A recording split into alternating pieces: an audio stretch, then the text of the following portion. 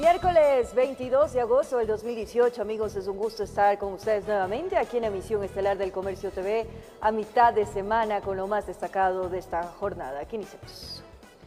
La actualización del precio en la gasolina súper entrará en vigencia a partir de que se publique el decreto en el registro oficial, que podría ser máximo hasta este 23 de agosto, mientras que aún se desconoce cuánto será el incremento en la gasolina diésel industrial. Estas y otras precisiones fueron parte de una rueda de prensa brindada por los ministros del equipo económico. 1.500 funcionarios serán desvinculados del sector público tras el anuncio de las medidas económicas que adoptará el gobierno nacional. Estos se sumarán a 42.000 que ya han sido separados hasta mayo pasado, producto de la eliminación y fusión de instituciones gubernamentales. Así lo dieron a conocer autoridades en una rueda de prensa. Ha sido básicamente un proceso de terminación de contratos cumpliendo la ley. En las declaraciones quedó claro que el alza al precio de la gasolina súper de $2.98 regirá a partir de la publicación del decreto en el registro oficial, que podría ser a más tardar este 23 de agosto. No obstante, lo que aún no está resuelto es el valor que se incrementará en la gasolina diésel industrial, otra de las medidas anunciadas. No hay un porcentaje definido, estamos trabajando en esos escenarios. Hasta la próxima semana nosotros ya tendremos claridad de las opciones y sobre todo de cómo mitigar el riesgo posible de una afectación a la competitividad. Se instalarán mesas de diálogo para analizar una posible focalización de otros subsidios. Que esperamos evidentemente que sea un diálogo de respeto, un diálogo con posiciones técnicas, un diálogo con discrepancias, como no puede ser de otra manera, un diálogo pero que nos permita converger en principios comunes que nos permitan tomar decisiones para focalizar de mejor manera. Por otro lado, se habló también de las reformas que enviarán desde el Ejecutivo para la legislación ecuatoriana sobre la lucha contra la corrupción y protección de los denunciantes. Se explicó, por ejemplo, que quien dé datos certeros y comprobables del dinero robado tendría una participación del 20% del dinero encontrado. También está el tema de delación por una sola vez, es decir, aquellas personas naturales o jurídicas que hayan estado inmersas en algún momento en un acto de coima o soborno, que puedan denunciarlo sin que por ello pasen a ser parte del proceso. A decir de Richard Martínez, ministro de Economía y Finanzas, las medidas que se tomarán le darán al país un ahorro de alrededor de $1.000 millones, pero no son suficientes para obtener financiamiento y por ello se tiene previsto un nuevo desembolso que llegaría desde el exterior. El Comité de Deuda se reúne esta semana. Va a avalar operaciones por a una cifra cercana, algo superior a los $1.000 millones. Una buena parte de ello, el 50%, es con banca de inversión, cerca de $500 millones, y luego el resto está relacionado con el Metro de Quito y multilaterales, BID, Banco Mundial y CAF sobre estas operaciones que se van a hacer. En Quito informó Andrea Urbe. Sindicalistas saldrán a las calles este jueves como señal de inconformidad por las medidas. Así lo anunció el Frente Popular. Cuestionan el incremento del precio de la gasolina súper.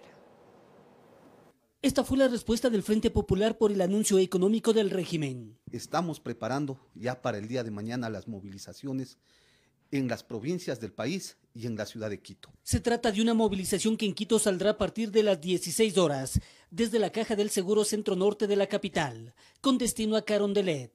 No es para el 20 de septiembre como se anunció en una primera instancia. La Convención Nacional determinó de que la gran jornada de movilización será el 20 de septiembre.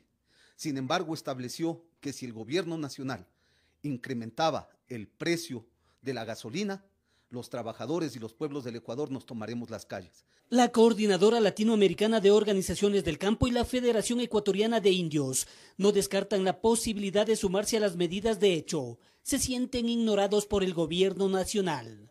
Quisiéramos ver en él acciones que realmente indiquen que va a orientar una política más social, una política de acción, de fortalecimiento hacia la agricultura, hacia la pequeña producción, en donde los que generamos riqueza seamos los favorecidos.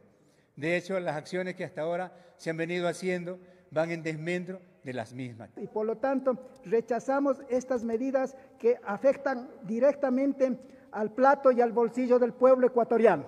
Rechazan que parte de sus demandas no hayan sido tomadas en cuenta. No vemos allí, por ejemplo, que se favorezca al sector rural, al sector pequeño productor y aquellos compañeros que tienen deudas del ex Banco de Fomento y que ahora también aparecen en Ban Ecuador, no van a ser beneficiados en la medida que nosotros aspiramos y queremos. Primeras reacciones por el cambio económico gubernamental, informó Héctor Romero.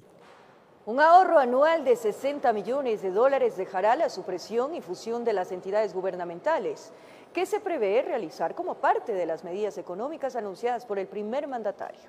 Andrea Orbe nos explica qué ministerios se fusionarán y cuáles se quedarán. En un poco más de un año, el gobierno del presidente Lenín Moreno ha reducido a los ministerios de 40 a 27 y la última propuesta es pasar a 20. Según una medida de austeridad, se fusionarán los siguientes: el Ministerio de Comercio Exterior con el de Industrias y Productividad, el SRI con el Servicio Nacional de Aduanas, la Secretaría de Riesgos con el Ministerio de Defensa y el Ministerio de Ambiente con la Secretaría de Agua. Pero también se suprimirán la Secretaría de Límites Internos, el Instituto Espacial y la Secretaría de Cualificaciones Profesionales. De la misma manera, se eliminará el Ministerio de Justicia, pasando sus responsabilidades al Ministerio del Interior, y la Secretaría de Comunicación, que pasará a ser parte de la Presidencia. Desde el gobierno se señala que solo esto representará un ahorro anual de 60 millones de dólares.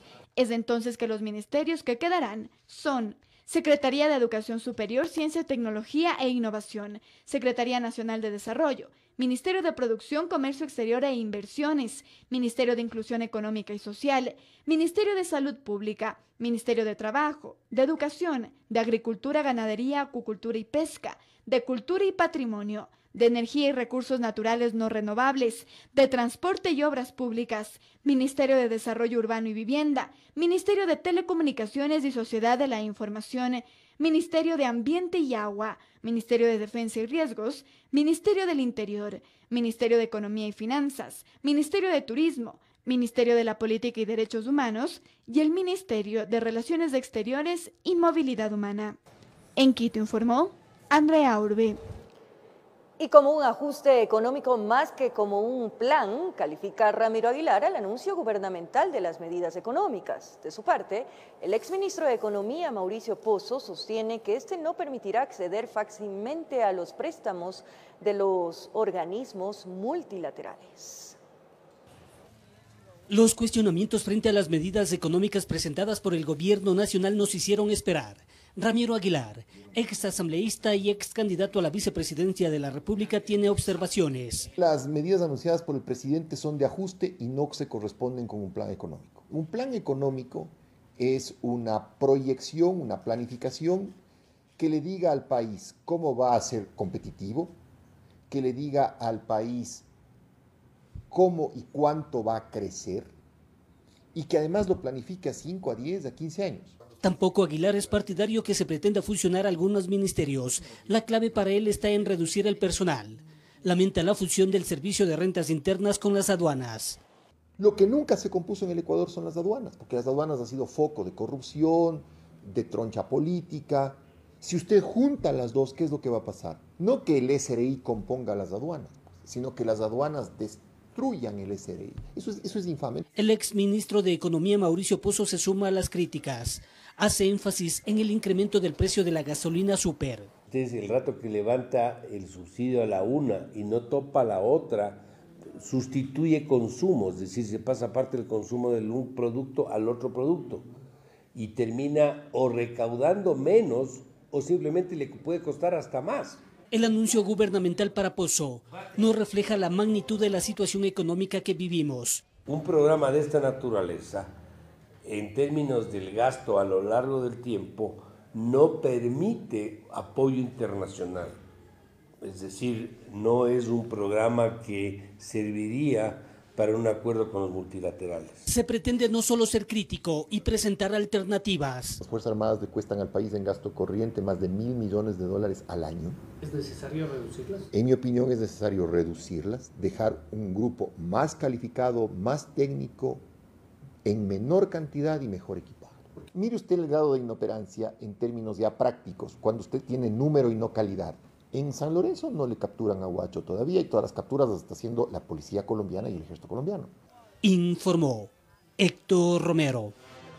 Por su parte, en Guayaquil, conductores mostraron su desacuerdo con el aumento del precio de la gasolina súper anunciado por el régimen. Ellos dicen que la Asociación de Distribuidores de Guayas tendría un efecto también en los que les alcanzaría a ellos, porque esperan que el decreto ejecutivo contemple la restitución de su margen de utilidad.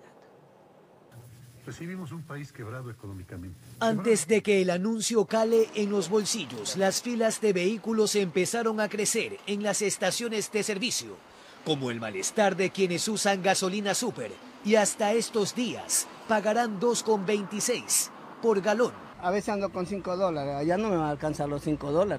Tengo que poner 6 o 7 dólares. Es bastante, no le digo que para nuestra economía es harto. ¿Qué tal? Que la verdad que lo veo injusto, mis amigos. El jefe de Estado difundió las medidas por la delicada situación de las arcas fiscales, dijo, pues los subsidios ascienden a 3.000 millones de dólares. Anunció así la actualización del precio de ese combustible en 2,98, que arguye solo es utilizado por vehículos de alta gama. Yo le pongo súper, no porque es de lujo, no es nada, sino por seguridad para mantener el vehículo. Mantener el vehículo, porque más cuesta la arreglada. Una actualización que en otras palabras es la eliminación del subsidio y en la práctica un aumento al precio del galón en 83 centavos. En la Asociación de Distribuidores de Guayas ya hacen números. Estamos hablando que son 7.200 adicionales dólares que tendríamos que tener para poder comprar la misma cantidad y no sabemos exactamente si vamos a ganar exactamente la misma cantidad de dinero. Lo dice porque tienen una aspiración en torno al alza de su margen de utilidad de 13 a 18 centavos. En los mercados, la ciudadanía sabe que el costo de la extra o el diésel no se tocará. Pero afecten todo, porque para que los productos lleguen acá al mercado, pues... Porque siempre ha sido que sube la gasolina y sube los víveres. Al margen de los aludidos controles, los usuarios de súper en un dilema existencial, mantener su auto o su bolsillo, informó Jorge Escobar.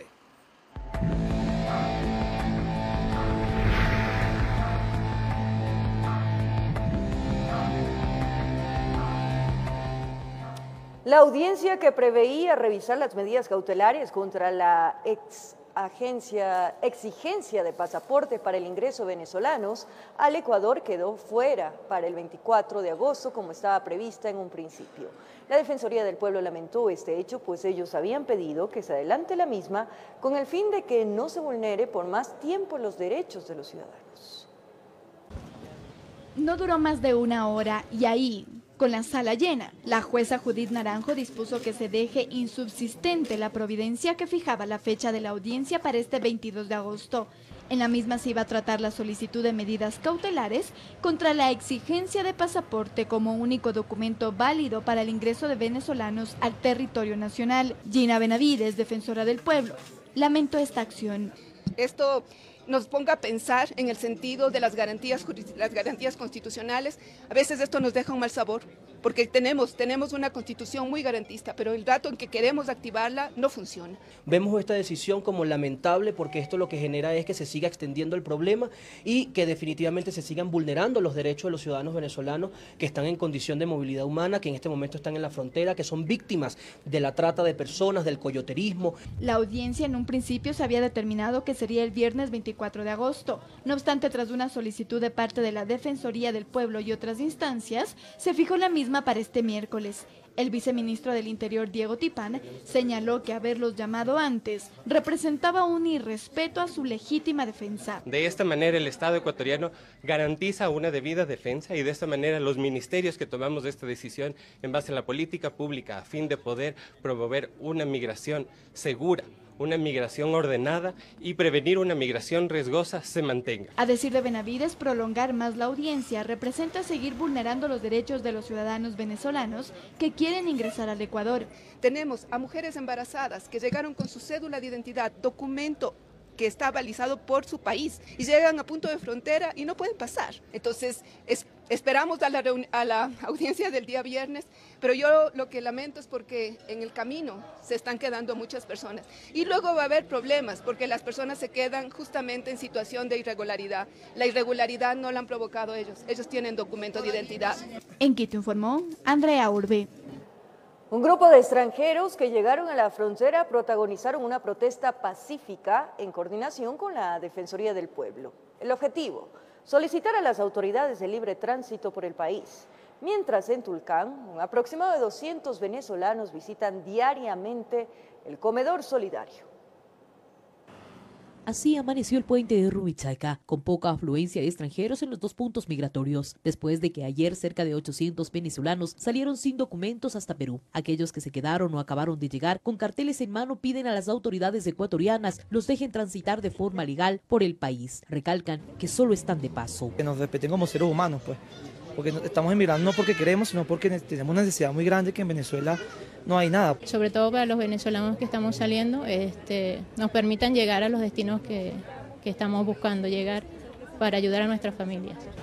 Y no habíamos tenido ningún problema sino aquí, porque en Colombia pasamos normal. La defensora del pueblo anunció que esta medida busca concienciar sobre los derechos que tienen los migrantes a la libre movilidad. Son cientos de casos los que han sido interpuestos ante esta dependencia en cuanto a la supuesta vulneración de sus derechos. Y hemos visto en estos días cómo las personas de nacionalidad venezolana se han visto afectadas porque en muchas ocasiones vienen sin recursos económicos en su país de origen y sobre todo por esta situación humanitaria. Sobre la carta que en días anteriores un grupo de extranjeros le entregó, anunció que fue enviada hasta las autoridades nacionales, tanto del Ministerio de Relaciones Exteriores como del Interior, sin obtener hasta hoy respuesta alguna.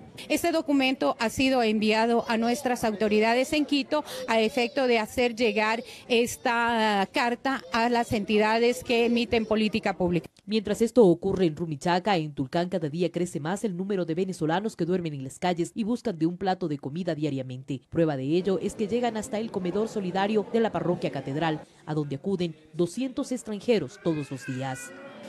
Ahorita estamos más o menos más de 100 venezolanos ya fijos. Los otros 100 son los variables, ¿no? Los que los tenemos 1 o 2 días y vienen otros. Depende del día como esté, porque hay días que vienen y ellos van pasándose, o hay algo otros también que sí se quedan. Aquí llegan desde distintos puntos de la ciudad, hombres, mujeres, niños. Unos se dedican a la venta de caramelos, otros buscan trabajo. Hemos luchado mucho para llegar acá y bueno, le damos gracias a todas estas personas que nos están ayudando. Imagínense, venimos de un país donde se nos está cayendo prácticamente. Yo tengo mis 3 hijos que nos han acogido de una manera increíble, que bueno, Dios los bendiga y de verdad que se los agradecemos con el alma. Desde Tulcán informa Miriam Enríquez. Una parte del grupo de venezolanos que decidieron pasar el puente de Rumichaca sin pasaporte lograron llegar hasta Mascarilla, donde pernoctaron. Ahí se enteraron del sismo que sacudió Venezuela la noche de este martes. Hay preocupación entre ellos. La decisión tras más de 6 horas de recorrido fue quedarse en este punto, a unos 500 metros del control de Mascarilla en Imbabura. Aquí en este sitio se improvisó un campamento que serviría para pernoctar. La policía les ofrecía custodia para la noche. La Policía Nacional les brinda su seguridad en este sector, va a quedarse aquí un patrullero para vigilar que no suceda nada y mantener el orden y la seguridad de ustedes. Al mismo tiempo llegaba esta familia. Habían reunido unas cuantas tortillas y café para ofrecer a los caminantes. Bueno, venimos de acá de Mira a apoyar, vista que vimos aquí al personal de venezolano para poderles ayudarles una tacita de café y un sándwich. Después de esto, a tratar de acomodarse. Aquí recibían la noticia de que un sismo había sacudido Venezuela, entre ellos preocupación y angustia, pues muchos no tenían cómo contactarse con sus seres queridos y averiguar cuál era su situación. Oye, no, con mi familia en Venezuela realmente no, o sea, lo que hemos escuchado, lo que han medio comentado por acá, pero no tenemos información sobre eso. Pero nada, o sea, no han podido saber cómo están. Nada, no, bueno, aquí donde estamos no tenemos comunicación con nuestros familiares, pues, de ningún momento. Sí, claro que sí, por supuesto, porque justamente yo soy del estado Miranda y al parecer por ahí golpeó, pues. Pero del sismo no escuché aquí que mis compañeros comentaron algo, pero exactamente sí no sé nada así de lo que se haya comentado, pues. Y con esta angustia se acostaron y uno a uno se iba quedando dormido. El cansancio los vencía así, en medio de la nada, a esperar que amanezca para emprender nuevamente su viaje. Con imágenes de Omar Flores, desde Imbabura, informó Javier Gallo. El gobierno ecuatoriano está dispuesto a dialogar con Colombia frente al llamado del país cafetero a buscar una política única de migración frente al masivo éxodo de ciudadanos venezolanos. Además, se aspira a que todos los 13 países convocados a tratar este mismo tema asistan para encontrar soluciones. Luego que el director general de Migración de Colombia, Christian Kruger, planteara a Ecuador y Perú definir una política única frente a la masiva migración de venezolanos, el viceministro de Movilidad ecuatoriano, Santiago Chávez, respondió señalando que en el marco de una crisis que afecta a todos, están abiertos al diálogo. Creemos que a través del diálogo podemos encontrar posibles soluciones desde de los flujos migratorios masivos de ciudadanos venezolanos. Entonces, nosotros consideramos que es necesario conversar.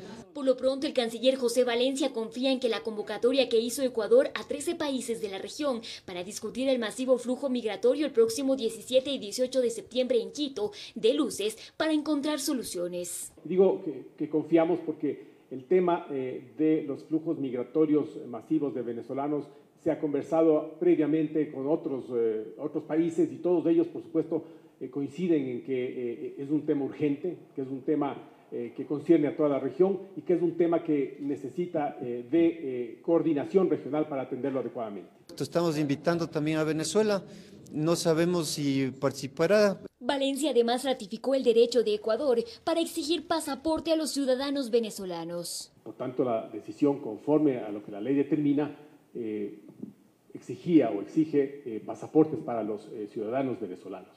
Los pasaportes son documentos de identidad que tienen estándares internacionales y son mucho más difíciles de falsificar o de modificar. Es por eso que la decisión se tomó en ese sentido. Por otra parte, frente a la instalación de una mesa técnica de cooperación y movilidad humana, en la cual tendría un encuentro Ecuador y Venezuela para tratar el tema, señalaron que aún no se tiene fecha. No, todavía ellos, la parte venezolana nos ha pedido que establezcamos esta mesa técnica, pero no nos han fijado una fecha, ¿no? Entonces eso seguramente nos van a proponer pronto, probablemente la semana que viene. En Quito informó Adriana Rojas. El ministro del Interior, Mauro Toscanini, confirmó que tiene información sobre el incremento de casos de delincuencia y microtráfico de droga en los albergues de los ciudadanos venezolanos en Ecuador. Además mencionó que se han detectado varios casos de falsificación de documentos. Yo tengo informes policiales que los venezolanos involucrados en cierto tipo de delitos están aumentando ligeramente. Claro que es una población tan pequeña en este momento, 250.000 de 15 millones de personas, pero como índice sí está aumentando, ¿no? Entonces habrá que trabajar con las estadísticas. Nos preocupa la identificación de los venezolanos en el país, ¿no?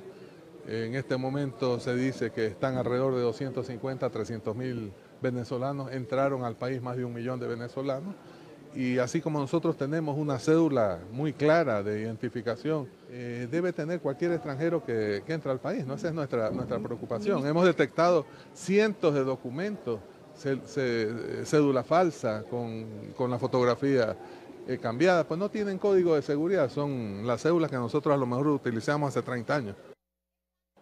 Además, Perú es el país donde más venezolanos migrantes deciden quedarse a vivir, mientras que Colombia y Ecuador son territorios de tránsito. Los venezolanos buscan rehacer sus vidas en otros países. Quienes tienen mejores posibilidades económicas viajan a España o Estados Unidos, mientras el resto opta por ir en bus, a pie o jalando dedo hacia los países vecinos. Estar en otro sitio es mejor que estar en Venezuela. Nosotros mismos estamos buscando seguridad en otros sitios porque en nuestro país no podemos ni siquiera estar tranquilos. A Colombia han llegado más de 870.000 venezolanos, a Ecuador sobre los 547.000 y a Perú 400.000. En Colombia y Ecuador se quedan unos cuantos, pero la mayoría continúa su trayecto. Perú afronta un gran número de inmigrantes. El 77% de venezolanos que pasan por ese territorio deciden radicarse en ese país. Estamos pidiendo una ayuda humanitaria, así como un día Venezuela apoyó al mundo entero. Brasil también es otro sitio de acogida de inmigrantes. Las autoridades han dicho que 1.000 venezolanos que se encuentran en la zona fronteriza de Pacaraima serán distribuidos a otras ciudades a finales de agosto. Es un pueblo muy pequeño para la cantidad de inmigrantes que hay allí. El gobierno tiene un proyecto de sacar migrantes hacia otras ciudades grandes del país y no ha resultado como debe. En esa localidad brasileña, la seguridad se ha reforzado tras los últimos enfrentamientos entre pobladores e inmigrantes, informó Valeria Navarro. Cambiamos de tema. El político Fernando Balda, ante el desistimiento de la demanda de recusación interpuesta por la defensa del expresidente Correa hacia la jueza Daniela Camacho, manifestó que con aquello se demuestra que la representación jurídica del exmandatario buscaba dilatar el proceso.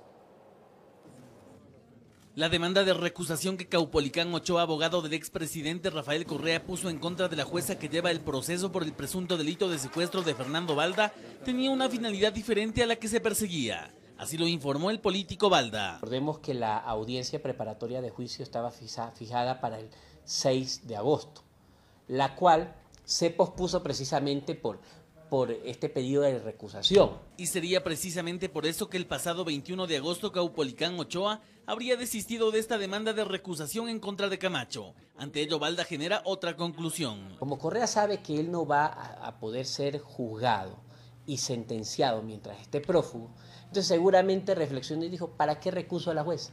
¿De qué me sirve? El desistimiento de la demanda de recusación por parte de la defensa del exmandatario Correa se conoció este miércoles 22 de agosto, fecha en la que estaba convocada la audiencia contra la jueza Daniela Camacho. Retiró una recusación que no tenía razón de ser. Además, porque no había el sustento necesario para que esa recusación sea aceptada.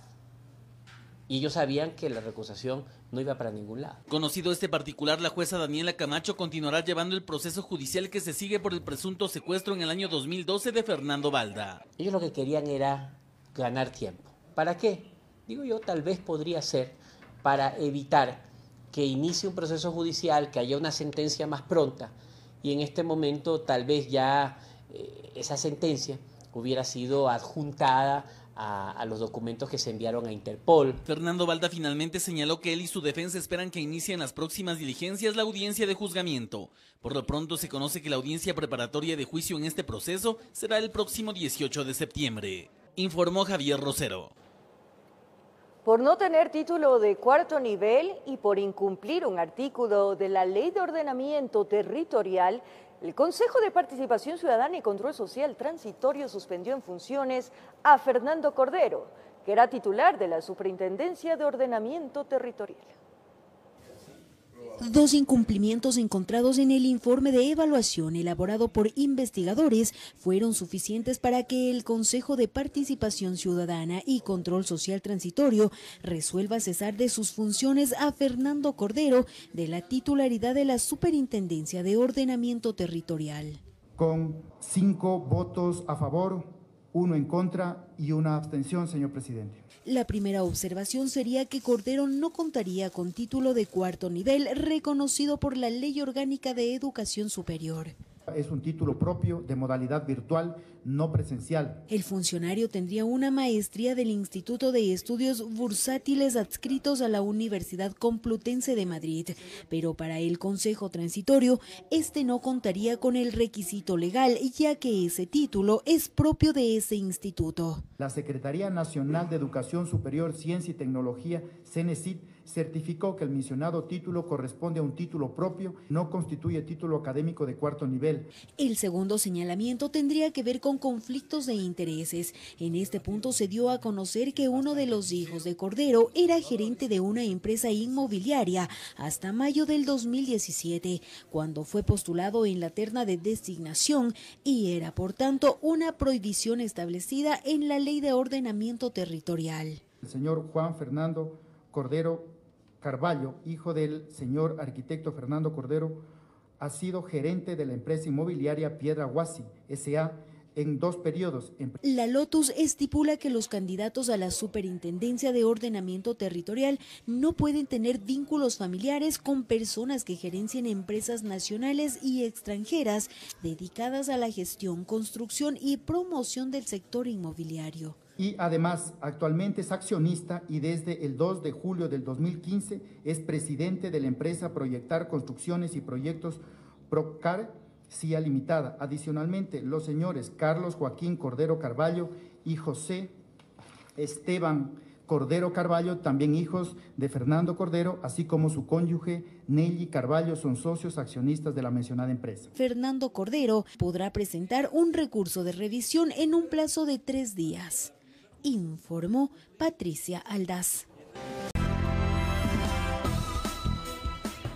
Gracias por seguir en nuestra sintonía, amigos televidentes. Esto es El Comercio TV. En el operativo Impacto 310, la Policía Antinarcóticos desarticuló una organización dedicada al tráfico de drogas a escala internacional. La acción policial se ejecutó en Carchi y Pichincha, dejando 6 detenidos.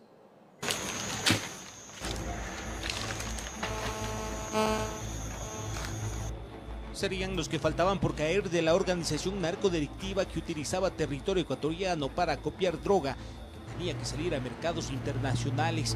Los seguimientos permitieron identificar una finca ubicada en el sector de Ayuriquín que era utilizada para almacenar la cocaína que llegaba de Colombia. Dedicada al acopio, al transporte, al encaletamiento de drogas. Para tapar la supuesta acción ilegal a la que se dedicaban, acondicionaron una especie de aserradero.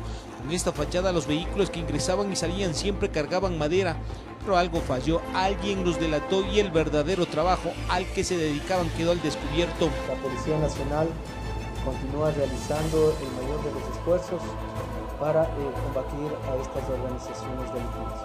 Cuando ingresaron los agentes antinarcóticos en la finca, encontraron a 3 colombianos, 2 hombres y una mujer. Los primeros aparentemente se encargaban de guardar la droga en tanques de plásticos que estaban enterrados. Esta operación es el resultado, el producto de esta investigación. Se dieron 2 operaciones adicionales. Para continuar con la ruta a la costa, los paquetes eran camuflados en tablones de madera. Las evidencias estaban a la vista. En la finca decomisaron 590 kilos de clorhidrato de cocaína. Simultáneamente, el operativo se desarrollaba en la provincia del Carchi, donde capturaron a 3 ecuatorianos. Uno de ellos sería el líder de la organización. Y encaletarla en unos maderos. Posterior a esto, tendría como destino posiblemente Estados Unidos o Europa. En un operativo realizado en Guayaquil semanas atrás, parte de la organización fue detenida. Allanaron 6 inmuebles. Toda la acción policial dejó 14 detenidos y la incautación de 1,5 toneladas de droga. En Quito informó Iván Casamen. Los cuerpos de las 14 víctimas colombianas del accidente en la vía Pifo-Papayacta, quienes fueron repatriados, fueron honrados por sus familiares en una ceremonia póstuma. Entre lágrimas y dolor, familiares de los fallecidos se despidieron de sus seres queridos. Totalmente devastados, familiares y amigos y vecinos recibieron a los 14 cuerpos de los ciudadanos colombianos, víctima del accidente en la vía Pifo-Papayacta del bus internacional que cobró la vida de 9 personas más y que también transportaba un cargamento de droga. En un vuelo de la Fuerza Aérea Colombiana llegaron hasta Cali los cuerpos de las víctimas, 5 de los cuales fueron trasladados hasta el barrio El Guabal, donde sus seres queridos realizaron una misa campal. Se las traje, oiga, se los traje. El propósito que tuvimos el día de hoy fue hacer el traslado humanitario de 14 fallecidos con sus acompañantes. Impresionados por el hecho, pobladores del sector se despidieron de las víctimas que vivieron por más de 40 años en el sector del Guabal. Muy duro. Era una amiga hace unos 30 años yo la conocí a ella. Luchamos para que todos los hermanos colombianos nos los trajeran, no dejar ni uno allá, no dejamos ni uno cadáver allá. Nosotros sentimos una tristeza como adulto mayor de la forma como se nos fueron todos los vecinos porque fueron personas muy queridas. Tras la ceremonia, los cuerpos fueron trasladados a diferentes funerarias y se espera que este jueves 23 de agosto sean sepultados. Entre los cuerpos repatriados también están víctimas de Montebello de Cali, del municipio de Palmira y de Huila. Esto mientras que los 6 ciudadanos venezolanos que también fallecieron en el accidente aún no han sido repatriados, ya que hasta el momento no se ha llegado a un acuerdo con las autoridades venezolanas para iniciar el proceso. Con la realización de Marco Ruiz, informó Edison Saavedra. 2 sujetos que atemorizaban en varias zonas de la ciudad de Cuenca fueron apresados en flagrancia cuando asaltaron a un menor de edad. Los aprendidos se movilizaban en una moto para ejecutar sus fechorías. A este par de sujetos no solo les cayó el diablo, sino la policía, institución que estaba alerta a las denuncias ciudadanas en contra de estos 2 apresados que desde hace varios días y semanas venían haciendo de las suyas en diferentes sectores de la capital Azuaya. Sí, estuvieron al borde de una motocicleta blanca en el cual se movilizaban estos sujetos para poder escabullirse de las autoridades.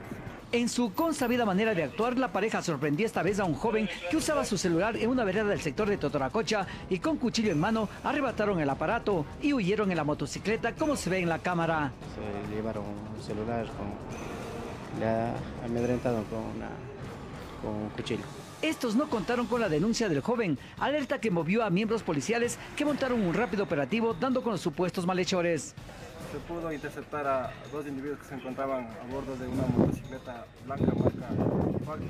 Es así que se les interceptó mediante la ayuda de los compañeros yanquis. El joven y su familia se acercaron al lugar de detención reconociendo a sus agresores. Y efectivamente son ellos. Para denunciarlos.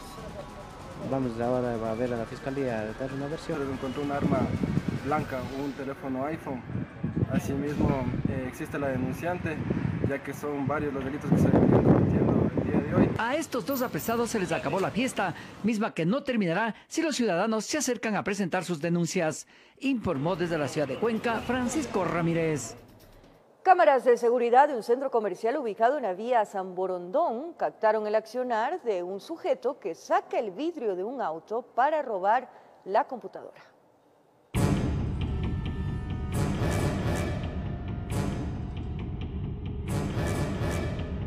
El sujeto actúa rápido, se las ingenia para retirar el vidrio de la ventana de este auto que estaba estacionado en un centro comercial ubicado en la vía a San Borondón.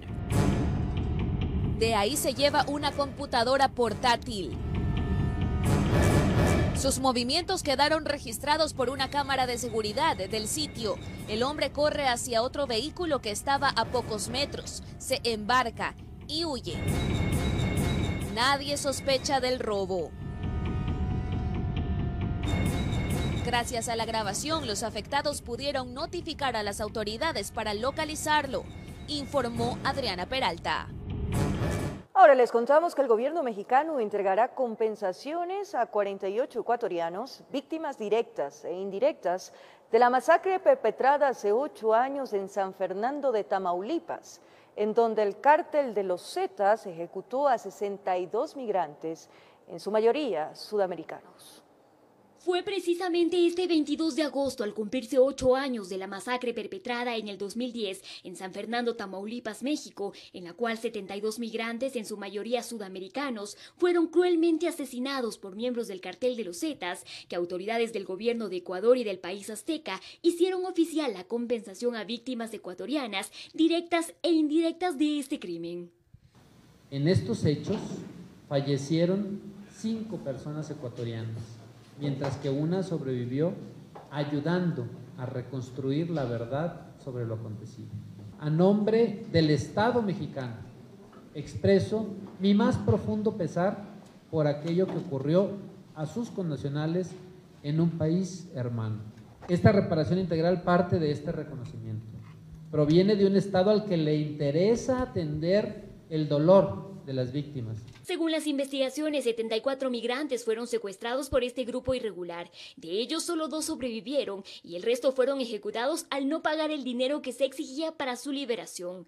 Sergio Rochín, comisionado ejecutivo de atención a víctimas de México, enfatizó que debido a que esta masacre representa una grave violación a los derechos humanos, la reparación integral contempla asesoramiento jurídico, asistencia especial para su salud mental y medidas de no repetición. Agradeció la voluntad política por parte del gobierno ecuatoriano que desde el 2013 ha gestionado con instituciones mexicanas para acelerar las investigaciones y este trámite, por lo que hoy México compensa dentro del caso San Fernando a 48 compatriotas. Para acordar compensaciones subsidiarias a una víctima directa sobreviviente y a 47 víctimas indirectas, familiares de los migrantes fallecidos. En torno al ecuatoriano que sobrevivió a esta masacre no se brindó mayores detalles, pero se garantizó su seguridad. Él tiene toda la protección de Cancillería, se ha hablado con Fiscalía, de Defensoría Pública, de Defensoría del Pueblo, está con protección. En Quito informó Adriana Rojas. De regreso en el Comercio TV para contarles, roces verbales se registraron en el exterior del edificio principal de la Universidad de Guayaquil, entre grupos a favor y en contra del rector de la institución de educación superior. La Contraloría General del Estado notificó la destitución del titular del alma mater, Galo Salcedo, quien anunció la respectiva apelación.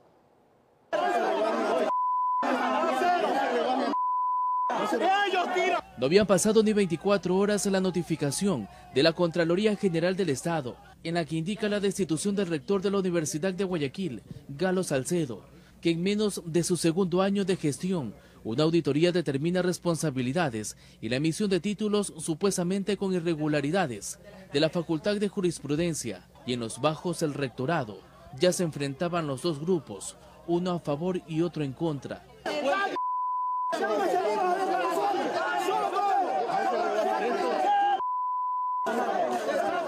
Y el que se defiende de estas y otras acusaciones, indicando que tiene las manos limpias y las cuentas claras. Yo tengo derecho a mi defensa, pues no es que me están diciendo que soy corrupto en todas las redes estas que ponen cosas. Salcedo fuera, Salcedo corrupto. Que me digan pues algún caso que he sido corrupto en mis 40 años de funcionario público que he estado en varias instituciones. Seré honesto porque me nace ser honesto y lo miro así. De su parte, la FEUE de Guayaquil y gremios como el de docentes y de trabajadores del alma mater están atentos a lo que podría pasar en los próximos 2 meses, en el que el rector debe argumentar su defensa. La Contraloría ha hecho una notificación, pero esta en sus artículos de la ley orgánica pide de que debe notificarse también al Honorable Consejo Universitario. En sencillas palabras, el rector sigue siendo rector. Mientras que del lado opositor solo pide que salga de aquel cargo lo antes posible, manifestando que la decisión de la Contraloría es irrevocable, ante lo que denominaron una gestión que debe ser investigada de cada movimiento realizado. Ya leyeron el borrador también de la auditoría del manejo de la empresa pública y ya conocemos que ahí también hay graves indicios de responsabilidad con glosas que se acercan a los 3 millones de dólares. Si la ley me dice que debo seguir en el rectorado, continúo. Si la ley me dice que no debo seguir en el rectorado, no continúo. Soy respetuoso y voy a apelar. Ha habido ligereza y no estoy conforme y me declaro en protesta. Por ahora el dilema está en que si el rector puede ir o no a trabajar a su despacho sin problemas o espera tranquilo hasta que se cumplan los 60 días en que se resolverá su futuro, informó Charlie Pisa.